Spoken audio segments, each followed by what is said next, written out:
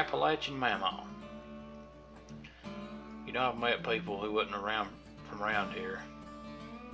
They hadn't even heard of that word, Mamaw. Or they can't even pronounce its spelling.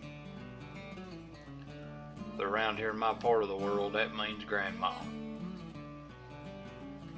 And the word, I reckon, originally came from the lowlands of Scotland, and it was a term they used for mother. But here in southern Appalachia, Mamaw was a grandma, or nowadays a lot of them calls them Nana or Mimi. But we always called mine, growing up, we called her Mamaw. But now everybody needed a Mamaw, and if you had one, you know exactly what I mean. I swear to you, there wasn't no better cook in the world than my Mamaw, and you would say the same thing about yours, guaranteed. It's just an argument that there's no winner. Everybody's Mamaw's a better cook than everybody else's Mamaw, and that's just a fact. But now when you went over to your Mamaw's with your mom or dad and visit, you're just naturally going to be hungry. I mean, just starved to death. And that's just a given. And you say, Mamaw, I'm hungry. I'm starved to death. Most time your mommy would say. Now, you just say it before we left home. And then Mamaw would say she was getting you a plate out to put some stuff in it. You let that young'un be. He's hungry. You can see his ribs are sticking out. And you know in Mamaw's, when your mommy and daddy was growing up, they whooped the far out of them. But they pet on them grandyoung'uns more often than not, if what they done wasn't too bad.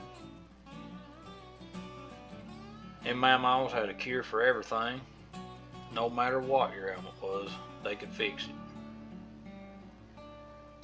And it just, no matter what kind of remedy they had, you'd automatically feel better. And in their spare time in Mamaw's, they'd sit around, they'd make some of the best, warmest, heaviest hand-sewed quilts that you ever seen in your life. I don't know where they come up with the material, but now they'd make them, and they'd be warm too, and tough. And in the wintertime, when you stay at their house, they'd pile them on top of you to no end. And so you warm, and you use piles of foil you couldn't move. And I don't think there's ever a house that's any more cozy or welcoming than Mamaw's house.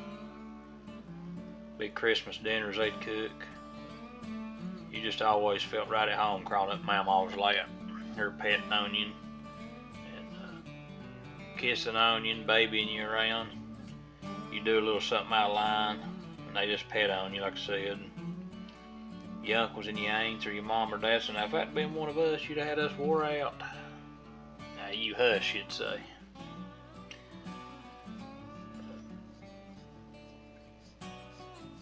You know, every holiday was at Mamaw's.